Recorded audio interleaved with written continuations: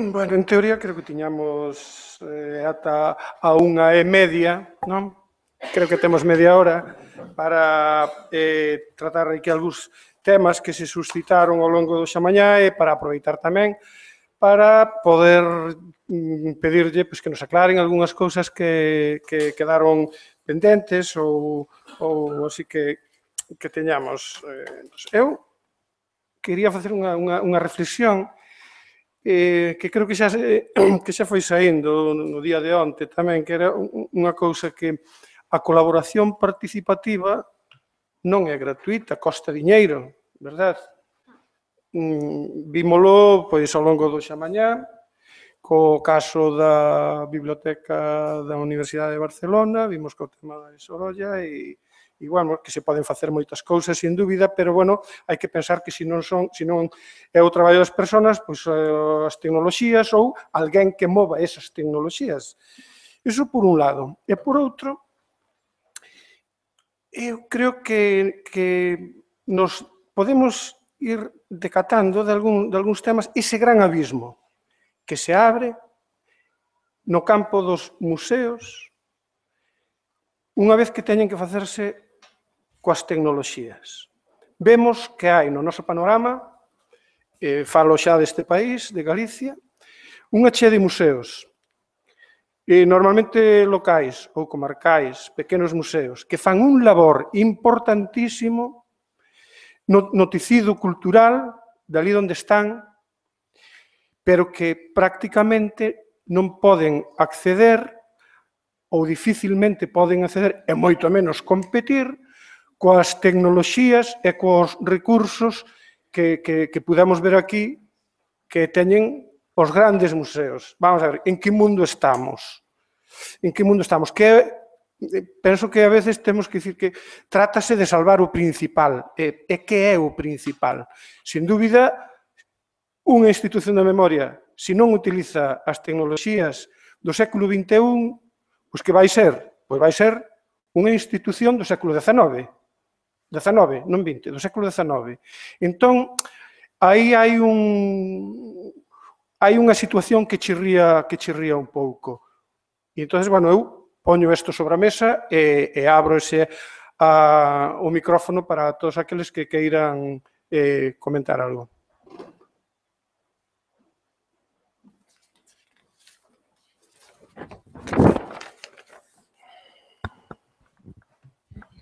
Hola. Un pouco lanzado sobre todo as experiencias de mecenado e ten que... Perdón, en galego ben, non? Es igual, non entendemos. E ten que ver con algo que comentaba onte Pere tamén. Nesas experiencias de marketing, entendo que dende a universidade sí, bueno, digo de marketing porque ten unha parte de marketing, ¿no? De promoción e de chegar a posibles mecenas. Utilizastes algún tipo de sesgo ou de apoio de comunicación para seleccionar o target, o sea, o público que vos dirixides? Tivestes sorpresas nese sentido? Porque o mellor, claro, só vos dirixides a Mancios Ortegas porque poden poñer 300 euros, pero de repente pois hai xubilados que queren poñer 20 euros para comprar Sorolla. Que sorpresas vos aporta e que beneficios, que algo xa comentaches tú agora, a nivel de proxección da vosa laboura? Porque facer estas actividades de, bueno, pola miña experiencia con outras moitas cousas máis vinculadas á creación, non tanto a divulgación ou difusión, dá moitísima proxección pública e genera un diálogo completamente novo e como xestionades despois ese diálogo. Bueno, pues, a ver, creo que son muchas preguntas, preguntas racimo. Voy a intentar responder. En cuanto a vamos a ver, en cuanto al perfil de nuestras redes sociales, aunque el perfil del público visitante en el museo es mayoritariamente individual, una mujer con estudios universitarios y mayor de 40 años, el perfil de nuestras redes sociales es diferente. El perfil de nuestras redes sociales es, sobre todo, bueno, más hombres que mujeres, casi un 60% de mujeres, entre 30 y 35 años y con intereses familiares. es el público, o sea, nosotros no hacemos distinción por sesgo cuando trabajamos las redes sociales, tampoco en este proyecto, pero nuestros públicos son diferentes. En cuanto a esa sorpresa de la que hablabas, pues sí que la tuvimos, la verdad. Para los mecenas que daban más dinero, me parece que eran a partir de 300 euros, hicimos una visita. Bueno, les invitamos al momento en el que colgamos el cuadro, nos pusimos todas las batas de restauradora y colgamos el cuadro sin más, bueno, y les dimos una copita y ese día sí que nos sorprendió mucho el perfil de la gente porque nosotros esperábamos, por decirlo así, un tipo de gente más encopetada y no, fue gente muy joven y digamos que muy normal. La mayor parte de la gente que vino a ese acto. O sea que sí que nos sorprendió. De todas formas, también me sorprendió mucho que uno de los donantes de 1.000 euros fue una persona de Canarias, que no era tampoco una de las cosas. Y nadie de Valencia, por ejemplo, que no es uno de los puntos. Nosotros habíamos hecho una exposición en Canarias con un éxito loco, ha sido la exposición más vista en Tenerife y en Gran Canarias en la historia, que fue el Sorolla al color del mar. Antes de hacer esto, pero sí que te sorprende. De hecho, de todas formas, a mí lo que más me sorprendió de todo el proyecto, con muchísima diferencia, fue la cantidad enorme de gente que me escribió para darme las gracias. Las gracias a mí por hacer el proyecto, cuando creo que debería de ser a la inversa. La gente que me escribe hoy no está tan contenta, pero bueno. Bueno, como os comentaba, realmente nosotros lo que nos planteamos es si íbamos, nosotros somos una universidad, nuestra comunidad, la comunidad universitaria es nuestro objetivo. Nosotros somos una unidad transversal que gestionamos el patrimonio de la Universidad de Barcelona. Yo siempre digo que la biblioteca, cuando dicen es que tus libros, no son mis libros, son de la universidad y yo gestiono porque he tenido la suerte de hace 28 años entrar en la biblioteca universitaria. Yo disfruto con mi trabajo y por eso siempre digo. Sí que es cierto que la Universidad de Barcelona, como sabéis, llamada a veces central, es la universidad más antigua en Barcelona, ¿no? Es la, entre comillas, perdonándome que está aquí un miembro de la Universidad Pompeu Fabra, es la Universidad de Barcelona y nos reconocen como la imagen de Barcelona, ¿no? Eso lo tenemos y no lo podemos cambiar, o sea, y por lo tanto, lo que se vio un poco, se ha visto es que gente que lo ha entendido como que su universidad le pedía una ayuda. Por ejemplo, nos llamaron en el segundo año el presidente de una asociación excursionista del barrio, no sé, Gracia, es un barrio en Barcelona, pues muy conocido últimamente por Ocupas, pero vamos, que es un barrio muy animado con mucha actividad cultural y de todo tipo, y nos escribió un señor de una asociación que él quería donar. O sea, que quería hacerse padrino, que la asociación entera quería hacerse padrino. Pues realmente nunca nos dirigimos a ellos, porque nosotros era concretamente, pues como os he dicho, la comunidad universitaria, las facultades, hubo departamentos que también se interesaron y lo hicieron, pero nosotros no nos dirigíamos a ello. También es cierto que son 17 bibliotecas, y cada una tiene aproximadamente hay 16 redes sociales, cada una tiene un Facebook, tiene un Instagram, tiene un Pinterest, es decir, estamos presentes en las redes sociales en todas partes, salimos muy a menudo y además tenemos el blog y el Twitter de la Universidad de Barcelona. Y eso, quieras o no, nos dio como un apoyo y que hizo extensivo. Y salir en la tele. O sea, parece tan tonto. Bueno, sales en la tele, tú crees que nadie lo va a ver, que el programa aquel de una televisión propia de Barcelona, como fue Barcelona TV, que salimos a las 8:30 de la noche, yo diría, a mí si me preguntáis antes, yo diría, allí está la gente haciendo la cena, o yo qué sé, o viendo o descansando en el sofá. No, pues fue increíble la cantidad de llamadas y mucha gente se nos puso en contacto con nosotros diciendo, es que os he visto en la tele. Bueno, pues es un poco, entramos así. pero realmente nuestra idea era que dirigirnos más a la comunidad universitaria, es decir, a aquellos investigadores, también queríamos tocar un poco la fibra sensible de aquellos investigadores que utilizan estos fondos. Y, bueno, jugamos un poco con todo. Amancio Ortega no le he escrito, a ver, que quede claro, lo he dicho, pero bueno, está en mi lista de espera porque nunca se sabe. Yo lo encuentro que es una persona muy generosa. Luego podemos discutir de esto en un café. Pero, bueno, si él piensa, a lo mejor le gusta lo de los libros. Tengo un libro de moda que está por dedicar, por restaurar, que mejor que Amancio Ortega. Y bueno, la experiencia, la verdad, de Covadonga diciendo que los japoneses están locuelos me ha permitido que mi cabeza ha empezado a pensar en empresas japonesas. Es aquello que hay que buscar, bueno, en todas partes. En todas partes. Ya lo tienes. No lo tengo, exacto. Como... ¿Alguna otra cuestión? Pedro.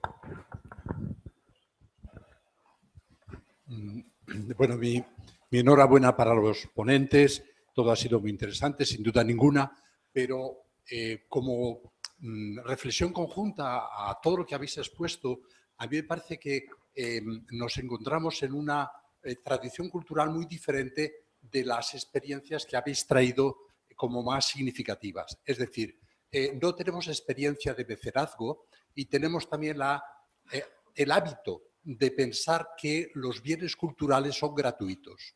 Es decir, las entradas, descargar música, entrar a los museos de forma gratuita, etcétera, etcétera. Esto no tiene coste o no debería tener coste según el criterio generalizado. Y por eso hay también una resistencia y un menor hábito de hacer estas aportaciones digamos, a los beneficios colectivos. Yo supongo que también es una cuestión que habrá frenado en parte estas experiencias me parece, tan interesantes que habéis expuesto, ¿no? Porque evidentemente nuestros empresarios no son ni los Bill Gates, ni son los Ford, ni son todas esas bibliotecas maravillosas y esas fundaciones norteamericanas o inglesas, pues por ejemplo, el señor Ortega no tiene una fundación de gran estilo, ¿no? Con todos mis respetos para las donaciones que él hace al padre Rubino y cosas por el estilo, ¿no? Dicho esto, yo quería hacer alguna pregunta a los miembros de la mesa. A Adelaida, si desde la universidad no habéis pensado en un colectivo para la adquisición de patrimonio bibliográfico, un colectivo que cuando termina su carrera se encuentra con montones de libros que no sabe qué hacer con ellos. Pero no sabe qué hacer con ellos no porque no sean útiles, sino porque no tienen sitio en su casa, que son los jubilados. Y que me parece que es digamos, una cota de población importante, ¿no? En universidades, por ejemplo, en Pamplona, hacen una labor de captación de fondos documentales, no solo bibliográficos, de todas las personas que han tenido relación con la universidad. Esto yo en otros lados no lo veo. Bueno, en Pamplona tienen una relación de fondos documentales impresionante a partir de las personas vinculadas, ¿no?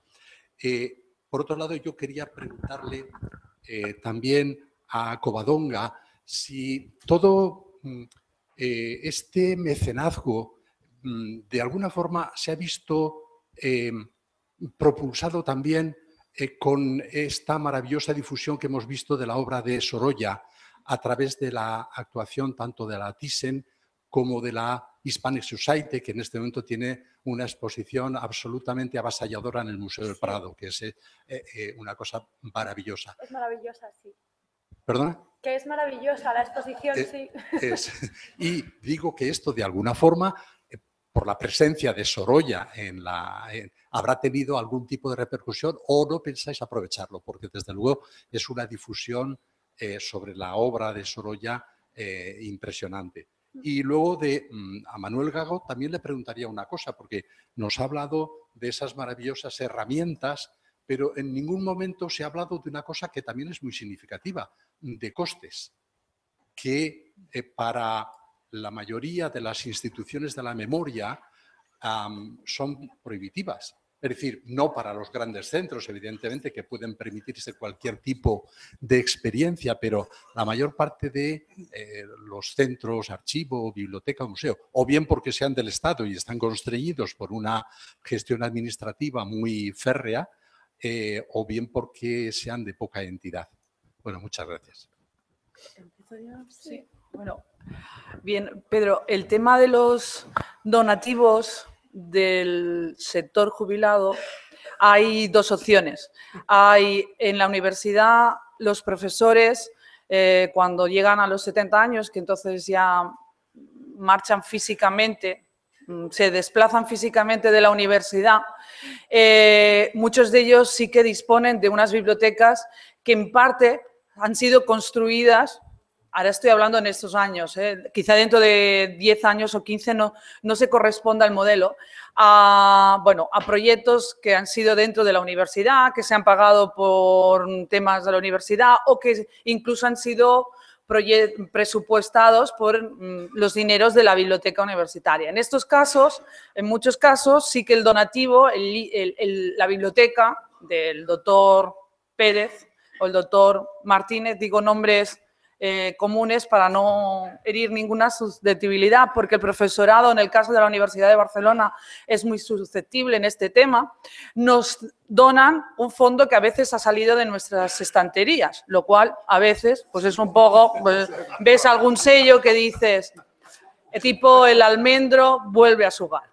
Pero perfecto, porque eso hace aumentar nuestro fondo y eso siempre es positivo y acostumbramos a aceptar todos los fondos. Sí que es cierto que, al menos en el profesorado, ya digo, de la Universidad de Barcelona, no estoy extendiendo a ninguna otra universidad, tienen muy claro que quieren pues la placa, ¿no? Aquello, Fondo Doctor Martínez García. Entonces, esto en los espacios que tenemos actualmente, pues potenciamos más el espacio para el aprendizaje, para el estudiante, en lo que es os estoy hablando del CRAI, de la Universidad de Barcelona, que son unas bibliotecas dentro de Barcelona. Barcelona conocéis, mar por un lado, montaña por otro, Hospitalet por un lado y Badalona por el otro, es decir, vivimos encajados en un espacio muy pequeño y entonces es muy difícil a veces que esto, o sea, que el donante acabe contento con lo que y pone muchísimas condiciones para la donativo. Pero sí que es cierto que aceptamos donativos que a veces son de gran calidad, fondos bibliográficos importantes que han servido para la trayectoria investigadora de los profesores y, por lo tanto, perfecto, pero que a veces se añaden en problemas de espacio de pisos, vosotros, todo el mundo lo sabéis, pues que también los libros de texto de todos los hijos del profesor, los viajes, las guías Escudo de Oro, que gracias a Dios han dejado de publicarse, de los viajes del profesor, de la familia en concreto y todo esto. Nosotros somos muy receptivos a todo este tipo de donativos. ¿Por qué? Porque forman parte del profesorado de nuestra universidad y los potenciamos y de cada una de las bibliotecas estamos siempre en contacto con aquel profesor que se va a jubilar o que está a punto y hablamos con ello y todo, pero a veces es complicado. Otra cosa es personas que se jubilan, que pasan por la biblioteca y que dicen, bueno, yo tengo un fondo y yo te lo doy y entonces pues tenemos que ser un poquito más restrictivos. Realmente, no voy a decir que lo aceptamos todo, pero tenemos una amplitud de miras a la hora de aceptar los donativos. Sí que es cierto que como nosotros en Cataluña tenemos una idea muy de colaboración y de cooperación y todo esto, pues normalmente aquí, no es porque esté Eugenia, pero Eugenia y yo tenemos como un convenio, una buena entente y normalmente en los donativos la parte bibliográfica va para la universidad, si es un profesor de la universidad, y la parte que toca más a lo que es un archivo personal o otros temas van dirigidos van a la Biblioteca de Cataluña porque entendemos que tienen el espacio, saben tratarlo muy bien y es una manera de que dos instituciones se puedan beneficiar de ese conocimiento acumulado durante muchos años. Espero haberte respuesto bien, contestado bien, si era más o menos... Bueno, cuando quieres, pues si me dices que flejo, yo lo intento... Bueno, yo primero quiero decir que aunque es totalmente cierto por la reflexión inicial de que en nuestro país no hay tanto una cultura de mecenazgo como en otras instituciones, yo quiero decir que creo que como museólogo, archiveros, bibliotecarios o miembros de la cultura, parte de nuestra obligación es trabajar en que esto cambie. Yo creo que hay que ser optimistas en el futuro. Creo que está claro que el gratis total se va a acabar y creo que nuestra obligación es trabajar para que este concepto de la cultura, que ya es antiguo, pues vaya cambiando, sobre todo a las generaciones futuras. Yo creo que es un trabajo que tenemos que hacer por nuestras instituciones. Dicho lo cual, entrar al museo cuesta 3 euros, o sea que, bueno... respecto a la siguiente pregunta, que no me acuerdo muy bien cuál era.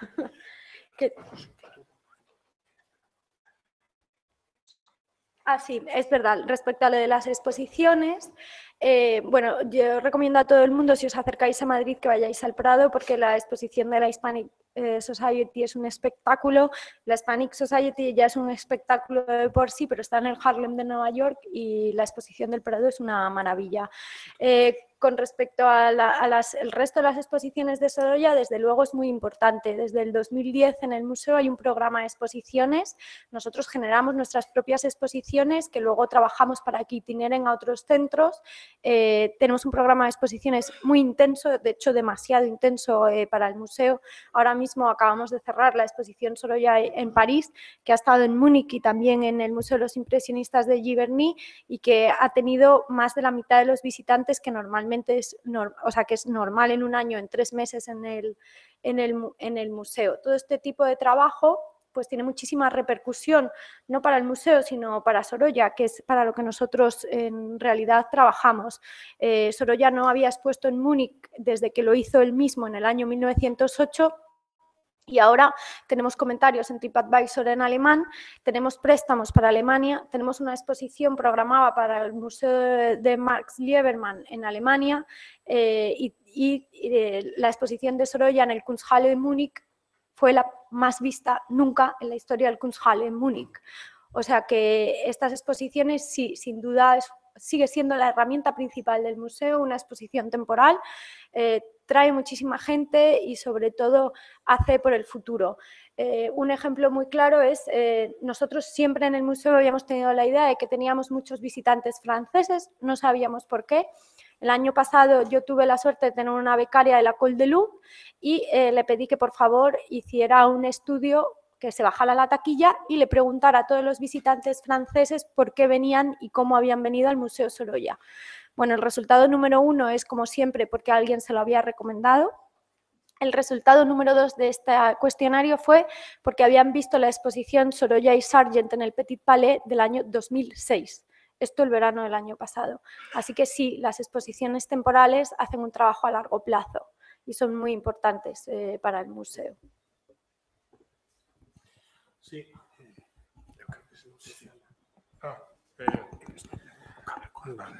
Sí, bueno, eu enlazando o que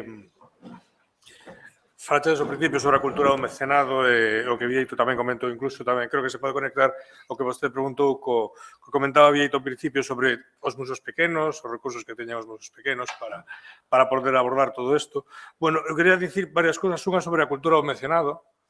E aquí podemos ter dúas caras da moeda, non? Podemos dicir que está moi mal, podemos dicir que temos un espacio para medrar notablemente.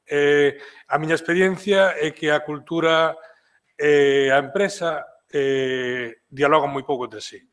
Falan moi pouco entre sí e moitas veces, cando a veces falan, non se entenden.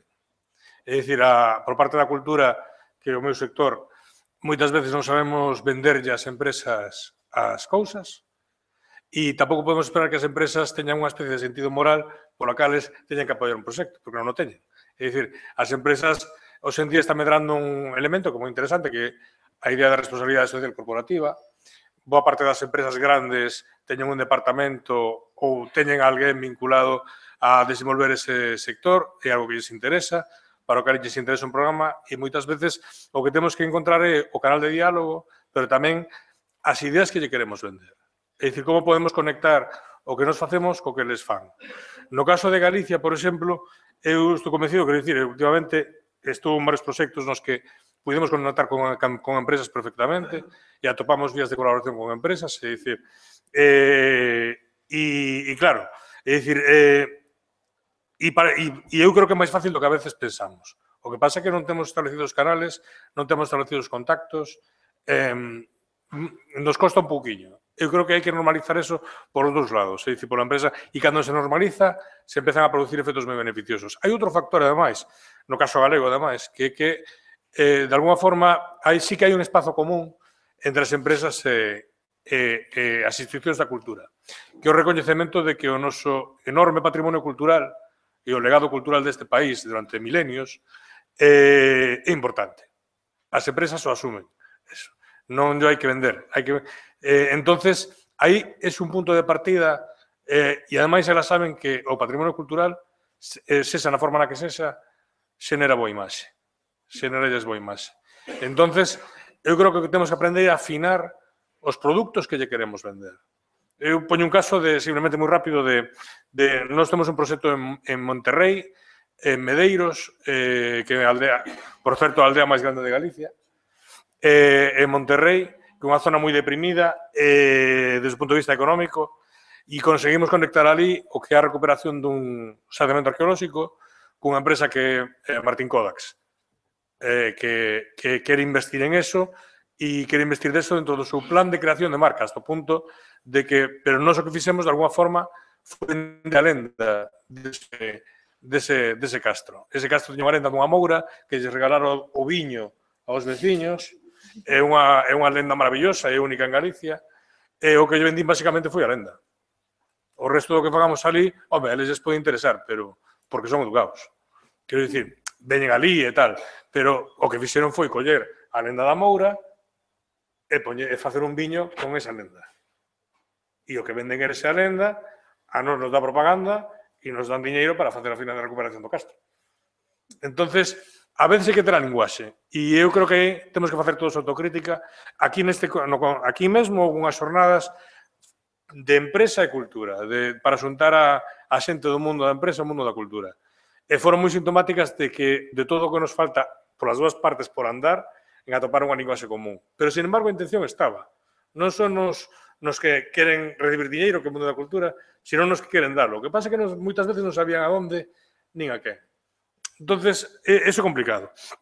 Pero creo que se pode solucionar e creo que queda moito por medrar. E despois, con respecto ao tema dos investimentos, pois aí ven a colación do que puña na presentación de como situamos a tecnoloxía. Na periferia do noso sistema ou no interior. É dicir, falábamos, por eso dicía que cando contamos cos visitantes, como consideramos a un visitante online? Por que seguimos considerando separado se ao mellor ese visitante incluso está máis tempo na nosa institución que o visitante público? Ou ao mellor lle presta máis atención?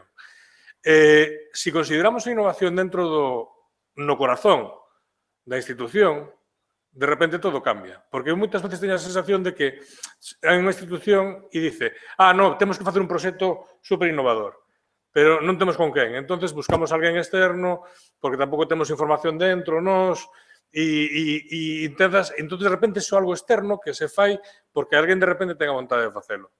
Se cambiamos eso e o colocamos no interior, claro, as partidas económicas empezan a nivelar, empezan a cambiar, empezan a transformarse.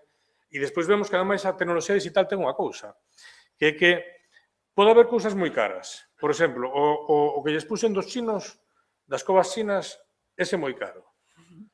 Pero a maior parte das cousas que lles puxen son cousas razonablemente baratas de facer, que poden ser feitas a través de múltiples canles.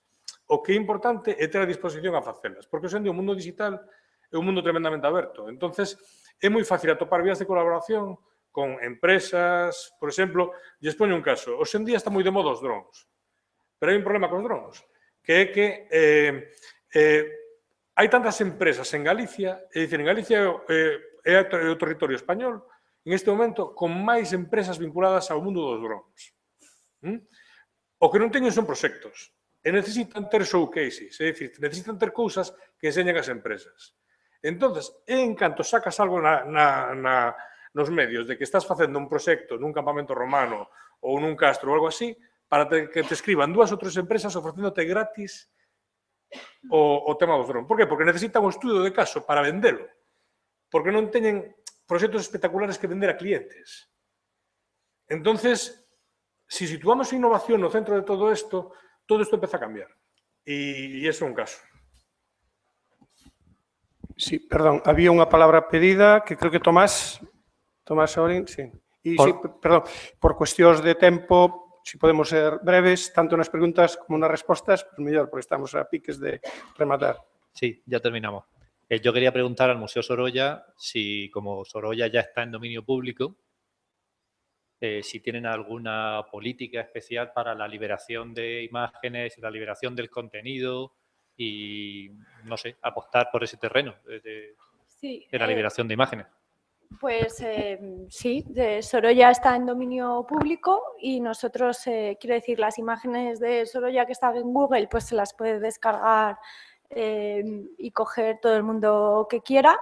Cuando al museo se le pide una imagen en alta calidad, pues dependiendo de para qué fin tenga el proyecto, pues se cobra una cantidad o no, porque quiero decir, generar las imágenes en alta calidad pues cuesta un dinero como todo y el Estado tiene una tasa para vender imágenes y nosotros desde el museo trabajamos en volcar todas nuestras colecciones en una plataforma estatal que se llama CERES, que a su vez se vuelca en otra plataforma estatal que se llama Hispana y que a su vez se vuelca en una plataforma europea que se llama Europeana. Y allí se pueden consultar todos nuestros fondos documentales en los que pues vamos trabajando poco a poco. Ahora acabamos de volcar, creo que son 40.000 fotografías, un trabajo que ha hecho la Fundación Museo Sorolla y que ha tenido al final del proyecto un patrocinio precisamente de la Fundación Barrié, de aquí de Galicia y es el último gran fondo que acabamos de volcar en CERES, pero toda nuestra colección, por ejemplo, de pintura lleva volcada mucho tiempo. Y de hecho, si te metes en Google verás millones de páginas que venden láminas de Sorolla que muchas veces pertenecen al museo y eso pues simplemente está en dominio de todo el mundo. Creo que había unha última pregunta, non sei se...